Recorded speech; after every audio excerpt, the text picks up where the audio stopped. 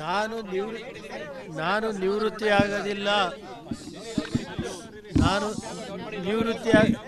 ನಿವೃತ್ತಿ ಆಗೋದು ಕ್ವಶನ್ನೇ ಇಲ್ಲ.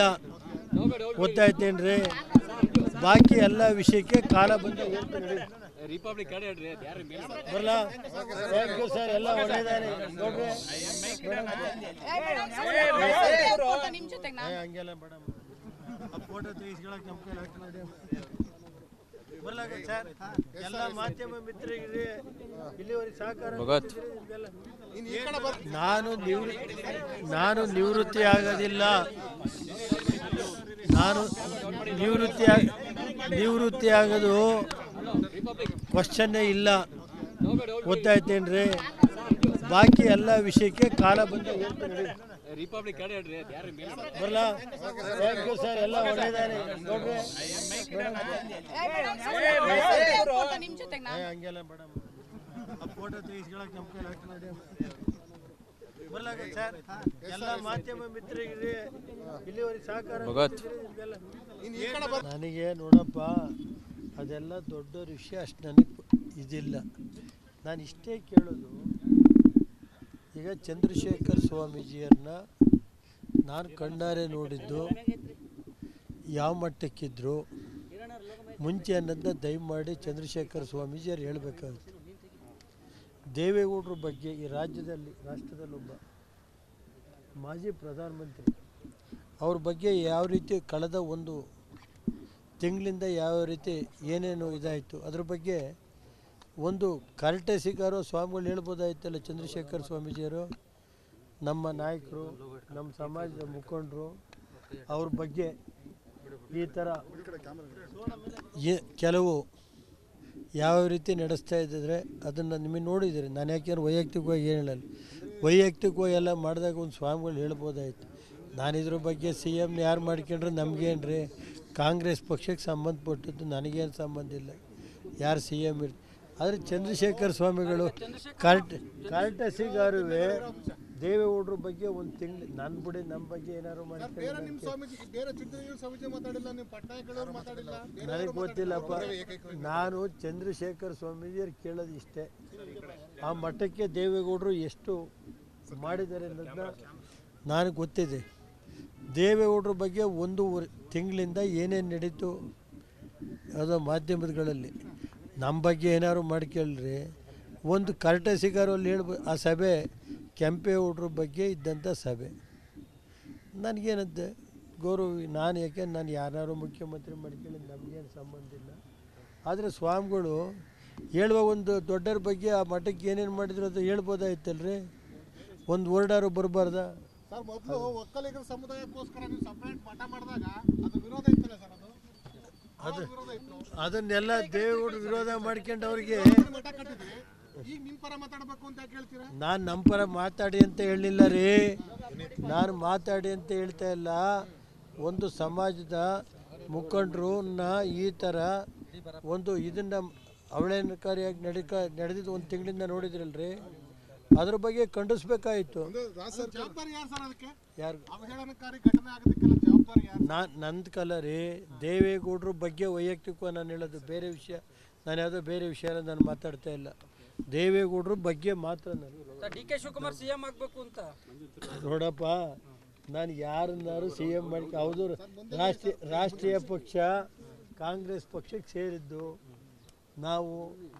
ಈಗ ನಮ್ದೇನಿಲ್ಲ, ಯಾರು ಸಿ ಎಂ ಮಾಡ್ಕಿದ್ರು ನಮ್ದೇನೇ ಅಲ್ಲ ಸರ್. ಬಟ್ ಸಿ ಎಂ ವಿಚಾರದಲ್ಲಿ ನಮ್ಮ ರಾಜಣ್ಣ ಅವರು ಸವಾಲನ್ನು ಖಾತೆಯನ್ನು ನಿರ್ಧರಿಸ್ತಾರ ಅಂತ ಪ್ರಶ್ನೆ ಹಾಕಿದ್ರು. ನನಗೆ ಗೊತ್ತಿಲ್ಲಪ್ಪ, ಅವ್ರು ದೊಡ್ಡ ವಿಷಯ. ನನಗೆಲ್ಲ ನನಗೇನು ಗೊತ್ತೈತೆ,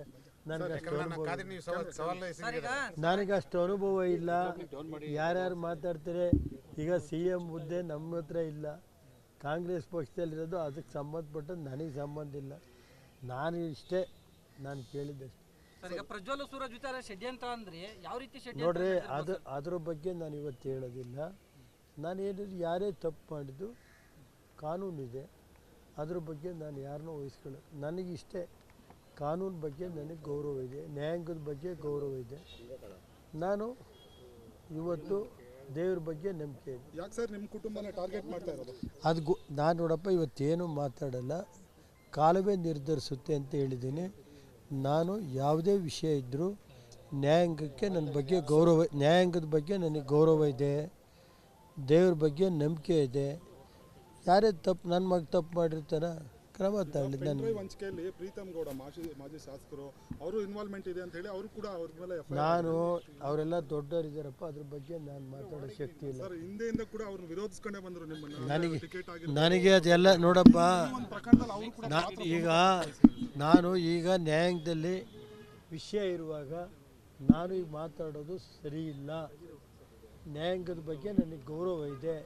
ನ್ಯಾಯಾಂಗ ಏನು ತೀರ್ಪು ಕೊಡುತ್ತೆ ಅದಕ್ಕೆ ಭಾಗಿಯಾಗ್ತೀನಿ ಅಷ್ಟೇ. ಸರ್ JDS BJP ಮೈತ್ರಿ ಆಗಿದ್ದಕ್ಕೆ ಪ್ರೀತಮ್ ಗೌಡ್ರು ನಿಮ್ಮ ವಿರುದ್ಧ ಈ ರೀತಿ ಷಡ್ಯಂತ್ರ ಮಾಡಿ ನನಗದೆಲ್ಲ ಅದ್ರ ಬಗ್ಗೆ ನಾನು ರಿಯಾಕ್ಟ್ ಮಾಡೋಕ್ಕೆ ಹೋಗಲ್ಲ. ಇಷ್ಟೇ ನಾನು ಕೇಳೋದು, ನ್ಯಾಯಾಂಗದಲ್ಲಿ ಈಗ ಇವೆಲ್ಲ ನಡೀತಾ ಇರುವಾಗ ನಾನು ಮಧ್ಯ ಇವತ್ತು ಮಾತಾಡೋಕ್ಕೆ ನಾನು ತಯಾರಿಲ್ಲ. ಪ್ರೀತಮ್ ಗೌಡ್ರ ಬಗ್ಗೆ ಅದು ನ್ಯಾಯಾಂಗದ ಬಗ್ಗೆ ನನಗೆ ಗೌರವ ಇದೆ, ದೇವ್ರ ಬಗ್ಗೆ ನನಗೆ ನಂಬಿಕೆ ಇದೆ. ಅಲ್ಲ ಪ್ರೀತಮ್ ಗೌಡ್ರು ಯಾರ ಬಗ್ಗೆ ಯಾವ ವಿಷಯಕ್ಕೂ ನಾನು ಅದಕ್ಕೆ ರಿಯಾಕ್ಟ್ ಮಾಡಲ್ಲ. ನಿಮಗೆಲ್ಲ ಪತ್ರಿಕಾ ಸ್ನೇಹಿತರಿಗೆ ನನಗೆ ಇಲ್ಲಿವರೆಗೆ ರಾಜಕೀಯವಾಗಿ ಈ ಮಟ್ಟಕ್ಕೆ ಬರೋದಕ್ಕೆ ನಿಮ್ಮದು ಸಹಕಾರ ಇದೆ. ನಿಮಗೆ ಈಗ ಈ ಮಟ್ಟಕ್ಕೆ ನನಗೆ 25 ವರ್ಷ ಶಾಸಕನಾಗಿ ಕೆಲಸ ಮಾಡೋದ್ರಲ್ಲಿ ನೀವು ಸಹಕಾರ ಕೊಟ್ಟಿದ್ದೀರಿ, ಅದಕ್ಕೆ ನಾನು ಋಣಿಯಾಗಿದ್ದೀನಿ. ಮುಂದೇನು ನಮಗೆ ನಮ್ಮ ಕೈ ಇರೋದಷ್ಟು ಮಾಡ್ಕೊಂಡು ಹೋಗ್ತೀವಿ. ಇರೋವರೆಗೆ ಇನ್ನೂ 3 ವರ್ಷ 4 ವರ್ಷ ಐತಲ್ಲಪ್ಪ, ಇರೋವರೆಗೆ ಮಾಡೋ ನಡೀರಿ.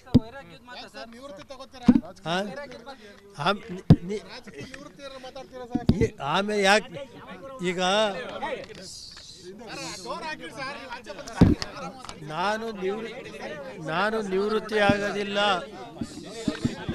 ನಾನು ನಿವೃತ್ತಿ ಆಗೋದು ಕ್ವಶನ್ನೇ ಇಲ್ಲ. ಗೊತ್ತಾಯ್ತೇನ್ರಿ? ಬಾಕಿ ಎಲ್ಲ ವಿಷಯಕ್ಕೆ ಕಾಲ ಬಂದ ಹೇಳ್ತೀನಿ. ಬರಲ್ಲ? ಥ್ಯಾಂಕ್ ಯು ಸರ್, ಎಲ್ಲ ಒಳ್ಳೆಯದಾರೆ ನೋಡ್ರಿ. ಹಂಗೆಲ್ಲ ಮೇಡಮ್ ಫೋಟೋ ತೆಗಿಸ್ಕೊಳಕ್ಕೆ ನಮ್ಮ ಕೈಲಿ ಹಾಕಿ ಬರ್ಲಾಗ ಸರ್. ಎಲ್ಲ ಮಾಧ್ಯಮ ಮಿತ್ರರಿಗೆ ಇಲ್ಲಿವರೆಗೆ ಸಹಕಾರ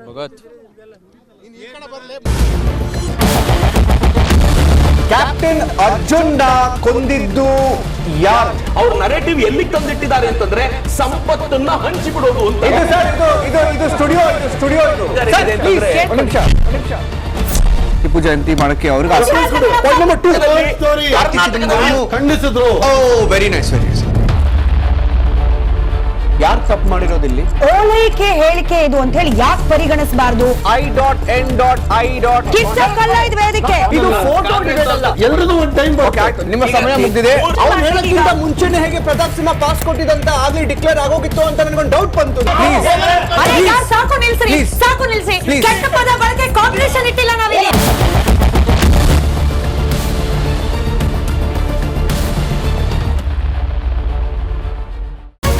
ರಿಪಬ್ಲಿಕ್ ವರ್ಲ್ಡ್ ಆಪ್ ಇದು ಕೇವಲ ಅಪ್ಲಿಕೇಶನ್ ಅಲ್ಲ, ಸಮಗ್ರ ಸುದ್ದಿಗಳ ಸಂಪರ್ಕ ಮಾರ್ಗಕ್ಕೆ ಕ್ರಾಂತಿಕಾರಿ ಬದಲಾವಣೆ.